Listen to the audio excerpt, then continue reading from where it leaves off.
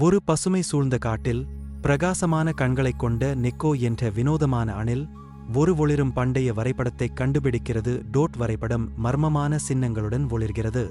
நிக்கோ என்ற அணில் ஒளிரும் வரைபடத்தை ஒரு கிளையில் அமர்ந்திருக்கும் ஒரு ஜானமான ஆந்தை லூனாவிற்கும் ஒரு கொடியில் தொங்கும் ஒரு விளையாட்டுத்தனமான குரங்கான மேக்ஸிற்கும் காட்டுகிறது. டோட் நிக்கோ, லூனா மற்றும் மேக்ஸ் ஒன்றாக இணைந்து ஒரு விழுந்த மரக்கட்டையின் மீது ஒரு அகலமான உருமும் நதியைக் கடக்க முயற்சிக்கிறார்கள்.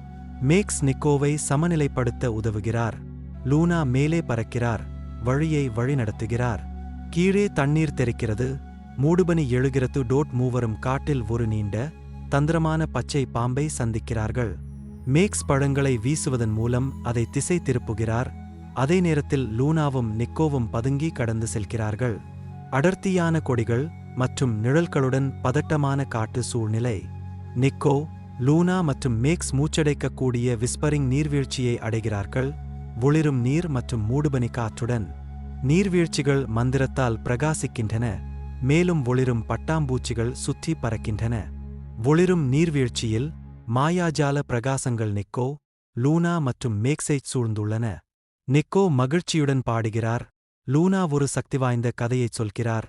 மேக்ஸ் சிரிக்கிறார். அவரது மார்பிலிருந்து தங்க ஒளி பிரகாசிக்கிறது. ஒரு ஆச்சரிய உணர்வு காற்றை நிரப்புகிறது. மூவரும் காட்டுப் பகுதிக்குத் திரும்புகிறார்கள். ஆச்சரியப்பட்ட விலங்குகளின் கூட்டத்தால் வரவேற்கப்படுகிறார்கள். ஒரு பதாகையில் வீட்டிற்கு வரவேற்கிறோம், ஹீரோக்கள் என்று எழுதப்பட்டுள்ளது. டோட் நிக்கோ பெருமையுடன் நிற்கிறார்.